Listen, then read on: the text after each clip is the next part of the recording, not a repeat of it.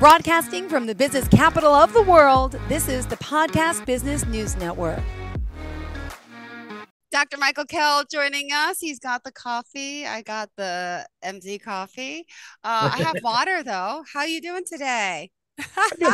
I'm doing pretty good. And I always feel good when I talk to you. Oh, thank you. Same here. A joy. You're a joy. Aw, thank you. So are you. And for those that don't know you, tell us a little bit about yourself. You have to. Don't be so modest. Okay. It's hard to say, though. But I was talking to this elderly lady today at Starbucks because I was trying to get my hearing aid fixed. I don't know, I never use them. And so, but she was kind of a conspiratory person. So it's kind of interesting to talk to her for a while. That's why I was a little bit late getting down there. She's far away. And one of the things, we were talking about, and I told her I was an angel, and she didn't doubt it, but she asked me, it's not important. Mm-hmm. But I said, the one thing that we have to do in our terrible, terrible world, which is unlikely to get better, and maybe the end times, a lot of religions talked about end times will come, and it'll probably be our extinction, unless somebody intervenes to save a few of us. But I said, the world sucks, and that's just how it is, but you have to give people some hope that something will be better. True. Yeah. Because without hope, we are bad doo-doo. But is there that hope, right? Uh-huh. Yep. So that's what I do. I try to give people some hope in general in different ways. Sometimes more in the past than now. I hate authority. It should always be fought wisely. But it's easier to say if you're an angel than a human. So but you are an angel too. Come on. Well, I try to be. But what I want to talk about today is about evidence for reincarnation, okay? Ooh. And because it's just one point of view. But I want to see, can you see this book? Can you read? Can people read it? Life Before Life, Jim Tucker. Is that the word I'm looking at? Tucker, yep. Tucker. It's by Jim B. Tucker. Okay. That's funny, Jim B. Life Before Death. Life Before Life. This is a really easy book to read about reincarnation, and he worked with a guy named Ian Stevenson, who is an American physician or psychologist. I'm not sure. Can't remember which one. Probably a psychiatrist. That got involved with, I think it was a Xerox guy. This guy started Xerox because he was interested apparently in reincarnation. So he funded the early work. And so in the mid-'60s, he put out a book called 20 Cases of Reincarnation or something like that. I can't find it in my box somewhere. Mm-hmm. And so this guy worked with him. And they have something like 2,500, probably more, cases in a computer database talking about children discuss a life that feels like they were somebody else, and clearly it's more prevalent in countries that teach reincarnation than not. But even in America, when they came back here, they started finding a bunch of case studies that are really interesting to read. And so I'm not going to really have to talk about those. But if you get this book, and you can get it on Amazon or wherever, it didn't cost that much, $24, I guess, maybe discount. And, about how things are hard to prove. Okay. And so this guy does a really good job talking about the pros and cons. And why is my light so high for? Mine's a little bright too. Since you're going to move and adjust, I'm going to adjust. I feel so heavenly, angelic, but that's better. As pretty as ever. Too dark. Don't worry about it. No, too dark. Take a little brighter. Okay, good. Yeah, I always felt like I was ghostly. Get your camera adjusted, but it's different on every place you go. I know. You're adjusted on the place you go. And so, so I want to talk a little bit about it. Now, if you think about it, if you have to study, you have to do comparative religious studies because they have different theologies, and to say one is absolutely right is totally stupid. No. Nothing can be absolutely right if it comes from a human being. And even if God inspires people to write, he's going to inspire them in the culture they're in. So you got to be a little careful, even with scripture, to be sure it makes sense. But you got to know a lot in order to understand a little. And so clearly in Christianity, reincarnation is thrown out. Okay. Now the Greeks believed in it. A lot of people believed in it over the time, probably because of Indian influence. And the only ones to talk about is Enoch and I think Elijah. Christ. Okay. So that's one point of view. Now you had the point of view, nobody reincarnated except close to God guys. Mm-hmm. And then you had the Hindu view, which everybody reincarnates. Yeah. So now if you're sort of a rational person, you're going to go, like, these are really far apart. Mm-hmm. So neither can be true. It's something in the middle, not necessarily right in the middle, but something towards the middle has to be true. Yeah. Okay. And so other people teach that the ability to reincarnate is a privilege that humans can gain, but they're not guaranteed it. Okay. Because if you think about it, if God gave us something divine, how could he corrupt it? God can't be corrupted. So how could he corrupt something divine that's truly divine? It's impossible. And so if you think about it, what makes sense is that if reincarnation was true for some people, and this has nothing to do with heaven and hell, okay? That's another establishment. But if being reincarnator, you have to be working towards immortality or eternal, it'd be an eternal, right? And so if you look at the people, even in ancient times, there were supposed to be reincarnated gods. They're like incarnations of Vishnu, or incarnations of Krishna, okay? Which doesn't mean that it's actually Krishna and it's actually Vishnu. What it means is somebody is here to teach. Yeah. And those are probably humans that reincarnated for a long time because they understand the human condition, how crappy it is down here. Mm-hmm. So we try to look for evidence of reincarnation. And I was talking to some Indian people who published a book of mine, but it didn't work out. And, about reincarnation, he said, Michael, you should come to India. I go, yeah, I know. You want me to teach reincarnation, don't you? Hypnotize people in a group and have them have life experiences. You go, yeah, they're a sucker for that. I go, I know they're a sucker for it. They believe in it. But I can tell you, in America, I can go into a room with people that, are going to be, with the ad says, have come to experience your past life. Okay. So I already got them set up. The people have orientation towards that. People want to do that. People are interested in it. And, it says 100 people there. And I would say probably 95 of them, after a trance session with a guided meditation and hypnosis, are going to have some kind of experience. Yeah. So you think, oh, that's pretty cool. Well, somebody wants to be famous, so that sort of rules it out. But I go, if I can talk to you for an hour and you have a past life experience, why can't you just do it on your own? Yeah. I'm not a magical guy.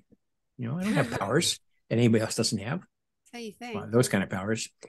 So you get suspicious, okay? And so this book, if you think about it, Life Before Life, that book, what Stevenson did and Tucker, it's a very logical thing because they're well documented cases in India and in all over the world, Pakistan, United States now, of children that said they were somebody else, or they want they may not know the name, but they want to move here, go there. And so if you trace the line, you can find out who they're talking about. Sometimes they might not remember sister's name. So they're saying, well, the easiest explanation is reincarnation. Yeah. The problem is they forget about it and don't access anymore after about probably 9 years old, somewhere around there. It's usually like little kids around 3-ish. Okay. That's the age of imaginary friends, right? Yeah. Which may not be imaginary, but that's another subject. And so they just forget about it, okay? And so they say, well, that must be reincarnation. And I'm going, well, there's a whole other theory. If you believe in ghosts, which a lot of people believe in, it may not be like they believe in the stuff, but if what happens to you is based on what you love the most when you die first, which I think it is, from my personal experiences, is that, if you die and you really love your life, it might not have been a good life, but you really want to be on earth, okay? It's like instead of going to heaven or hell, you get stuck here, or purgatory. You're staying here. Yeah. So you're like a ghost. Now, it doesn't mean it's like in the movies and they cause trouble, but it's a astral body that hasn't left the world. And so what are they going to do? They want to relive again. So it makes sense that they might temporarily go into or influence a little kid. We're very open to being influenced because their ego personality doesn't survive very long. You see, so I'm not saying this is true, but I can postulate that there are ghosts, which are astral bodies that don't want to leave the earth, which people have talked about for thousands of years in different various philosophies, and that's how they manifest. They don't scare you to death. They don't go to cemeteries. Yeah. But they do occasionally find a child that's susceptible to like possession temporarily, but it doesn't work out because their astral body eventually fades away because it's not being fed. See, so I guess what I'm trying to say is that when you pick a religion or pick a spiritual thing or believe something, you got to really have research as best you can and be open-minded. But I really recommend this book because it's really a clear explanation of what happens.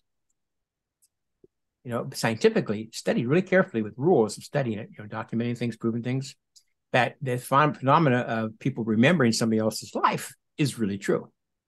But you can't jump to a conclusion that it means everybody reincarnates. Could be there's only people that do this reincarnate, but I don't think that's true because some of them are criminals and some are just nothing, just ordinary, boring life. But it's something we have to watch for. And so this is really, really important to know, because problem with every country in the world now, in fact, mankind's problem is called spinning them. Spin, okay? And, people don't believe it and stuff, but the news spins us all the time. Not every news, but the news spins us all the time. So it's hard to tell what is accurate, what is not, because you're not there to see it, okay? And we may not look to things so much in America, but you can look in Africa, where, two tribes have been living together for a long time. And one might have been favored by the British, okay? In fact, there was some that looked more British, but dark skinned, than the other ones did. So they ended up in government and things. Well, when the British left sometime afterwards, the guys that were on the bottom side were mad.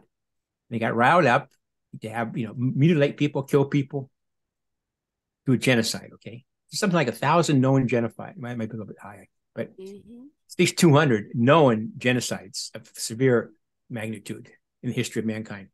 Yeah. So if the average person who used to be on good terms with their neighbor can be turned slowly, do they believe that we are human? God likes us a lot. And they are subhuman, so we can kill them. So they can kill animals, okay? And they do. It's gone around. I mean, we deal with the Indians, okay? People do it now locally with massacres, before slavery was made illegal, which it hasn't been illegal most of the world, there was massacres going on of Black people, and Indians, and everybody, okay, and white people. So we can be easily persuaded to do heinous crimes because they don't feel like crimes to us, because we've been tricked out of thinking from God's side, but you're thinking more from Satan's side, metaphorically speaking. And so once you realize the truth about our species, it is a dismal world, but not everyone can be convinced. Some people will stand up and they're willing to die, stand up for what's righteous. And everybody's agreeing except the evil guys. And we need to become more like that person, become righteous to the best of our ability, because this country is going down the tubes. I mean, Europe's going down the tubes. Who knows what China and Russia want to do? And whether it's true or not, people need to understand that both in Christianity and Judaism and in Hinduism, there is a devil. Satan here with Lucifer, and there's called Mara over there. And so when the Jews said in the Old Testament, that Lucifer is the prince of this world. Yeah. He is the prince of this world. Whether he's actually an angel or an archetype that we created, from our animal side, sort of irrelevant, because archetypes affect all of us that are susceptible to it. And I'll give you another good example, is that one of the most heinous crimes I can think of, which I was bitching about last time, is sex crimes, right? Trafficking. Children is worse than adults, but they're both bad, okay? And it should not be allowed. Okay. Now, why is it allowed for us? Because people don't know about it? No, we know about it. The news has a lot of lies in it, but some truth in the news. It's a big deal. Even Trump was against it, okay? I think Republicans are less perverted than Democrats, but that's another issue. But even against it and stuff, and so we know what's going on, but nobody wants to deal with it, except for certain people that are willing to go on the line, and make enemies because they want to do what's right. Yeah. And it's the same thing as being talked into being, doing genocide. It's talked into not doing anything. So the world is a very hopeless place unless you have somewhere you can look to that there is a plan here. Yeah. And it doesn't mean it's going to work the way we want it to. Maybe that God doesn't even want to know if it works that way because it's an experiment. But we are important in that experiment. And probably if there's life elsewhere in the universe, that's important too, to be sentient. And so we need to start taking personal responsibility, teaching our children to be personally responsible for their actions, which I'm sure you do, because you're a good mom. But a lot of families don't get taught that. So I was talking to this lady I met at Starbucks today for a few minutes, about an hour. She was an interesting old lady like me. So I'm a man. And, so she asked about my childhood. I said, I used to walk around old San Juan, Puerto Rico, 3 years old by myself. She goes, you got to be kidding. I go, No, it seemed okay to me. Your mom didn't do anything? I didn't tell her where I was going. So I guess she was busy doing her things because I live with the nuns. But, I'm thinking, it's sort of outrageous to let a 3-year-old walk around Puerto Rico. But you know what? I made sure I never got lost. If somebody stopped, I wouldn't get in the car. Want to talk to me, I wouldn't necessarily talk to them. And so I'm going, wow, I was premature for a 3-year-old. Yeah. I knew the rules, even they never taught me them. So I could say, well, I was ignored all my life, but I didn't mind it because nobody bugged me. Wow. Yeah. I could do what I wanted pretty much, but I had boundaries already, which means probably a past life. So I just wish all of us would take responsibility for what we're doing to the world, and I'll tell you something. It's a greater punishment for doing nothing than there is in being on the bad side. Because at least on the bad side, you're doing it for greed and power. Okay.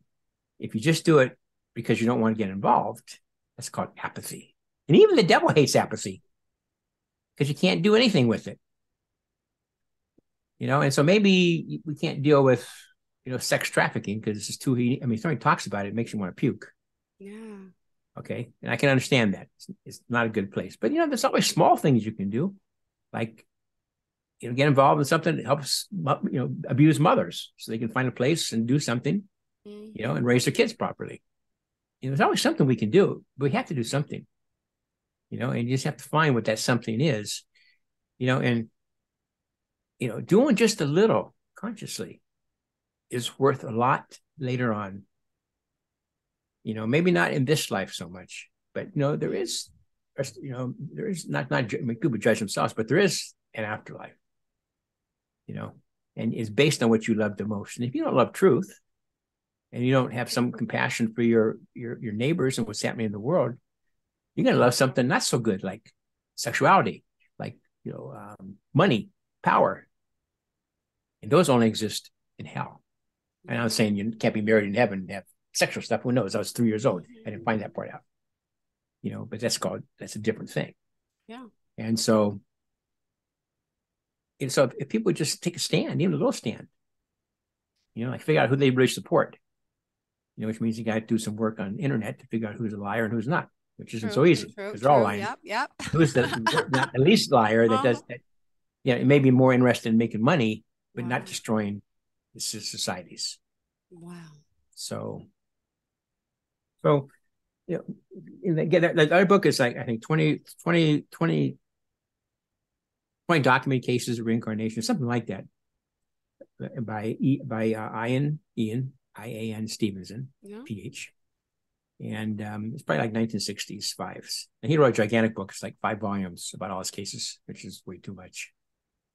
But I found this in a Berkeley bookstore when I was just visiting one time after I was out of university. I just had a compulsion to go in there, looking through a box, and there it was. And I go, perfect, I'll buy this, $3. Yeah. Used, So it led to a lot of things. So I won't bitch too much on other shows, but I hate to see people not be who they could be, because it's like, it's all you have to do is ask. You don't have to go to church. You don't have to do all the things that Christians tell you have to do, or what the Hindus tell you have to do. But it's like Buddha only had 5 rules of life, like don't kill, don't steal, don't have a bad kind of livelihood, don't get intoxicated. And I guess other ones tell it, don't lie, okay? Jews needed 10, Hindus only needed 5, but they cover the same basic thing. And the first thing they teach, in spiritual schools is to start living your life based on those 5 things.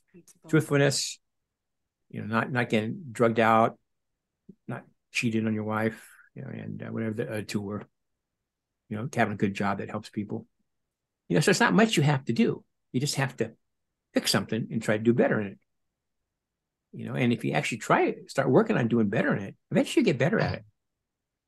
And so it counts when you're dead, because God's going to ask you, or Jesus, or whoever it is, going to ask you, what do you love best?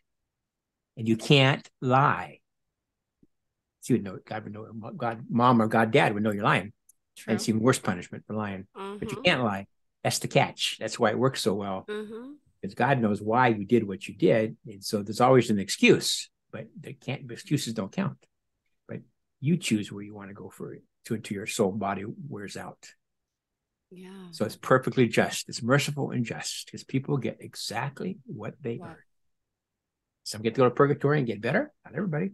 Some can actually go to school and get better, so they can come back again. Based on my factual knowledge, which maybe is all imagination, but these psychic worlds exist. I believe.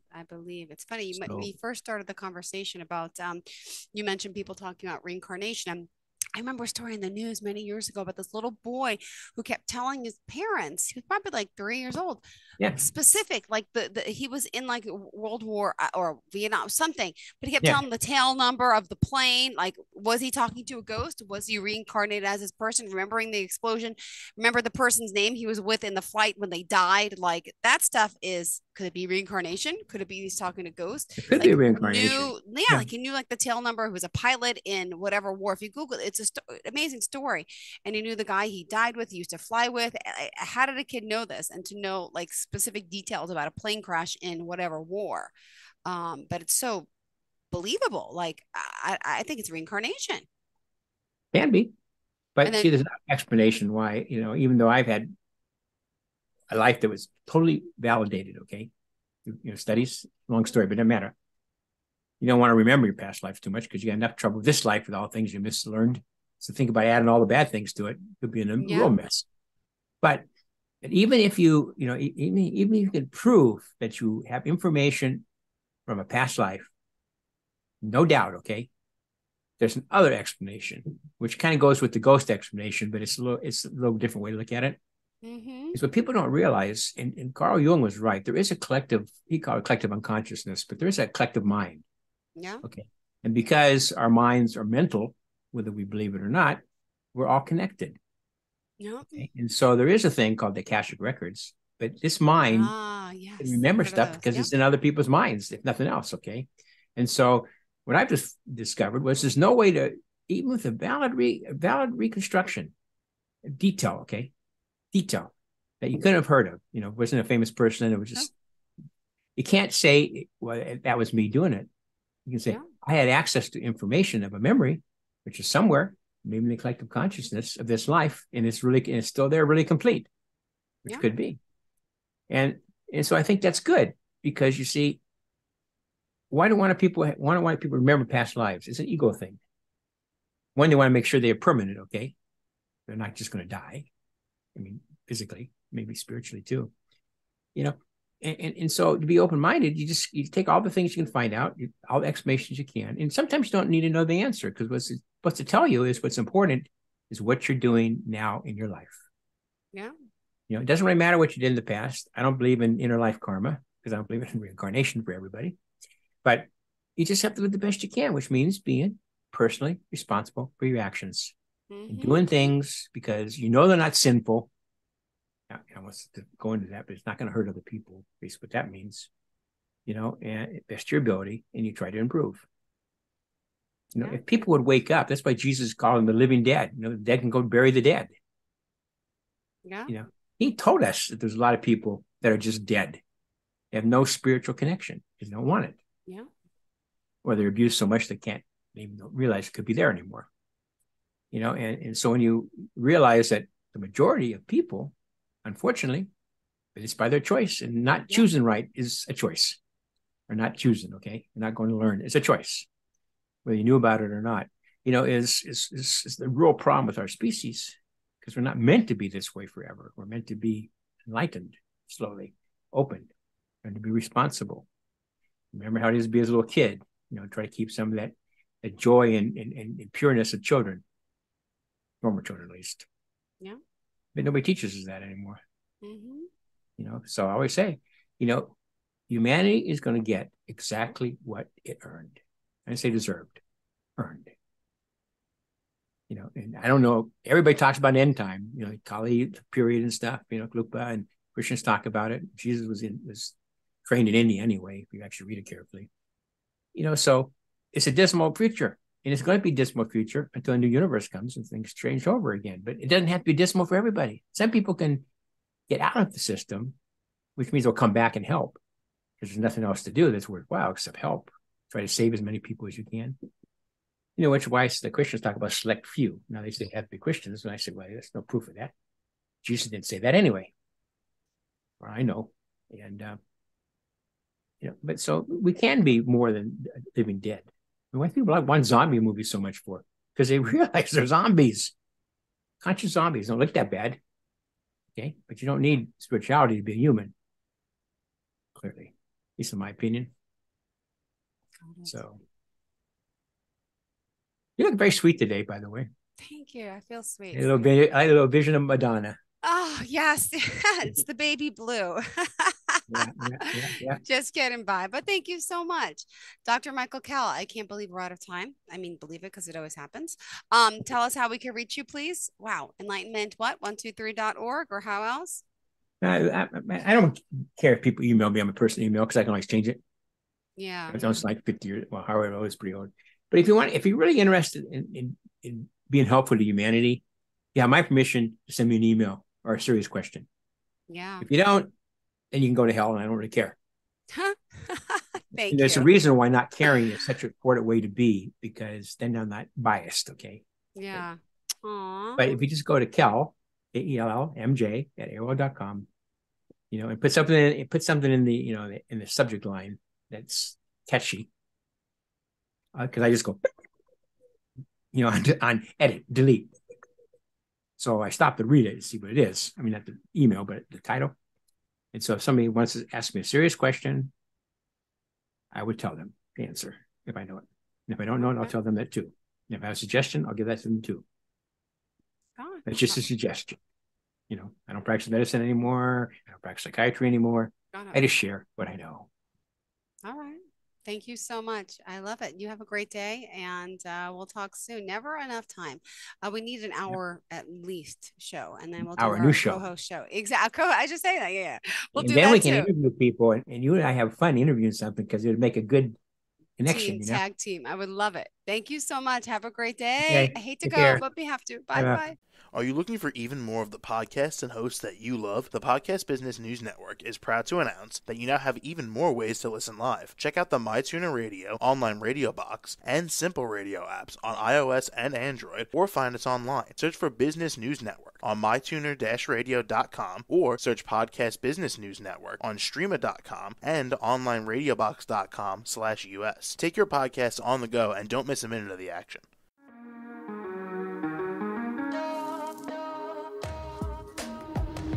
Broadcasting from the business capital of the world, this is the Podcast Business News Network. For nearly 2,000 severely injured veterans, everyday life has become filled with barriers. Day-to-day simple tasks can become pretty daunting. I have to carry my chair up 2 flights of steps or have somebody do it for me. What scares me the most is just the falling. When I'm struggling with my house, I think, to have that one great barrier just knocked down, I mean, it's crucial. Home for Our Troops is a wonderful nonprofit that builds a mortgage-free, fully adaptive, handicap-accessible house. And there's no catch. It'll be our very first home that we've ever owned. This is a game changer. This is where your life begins again. We need you to join us in completing this important mission. Please visit hfotusa.org and help build homes and rebuild lives. Because of you, everything's going to be okay.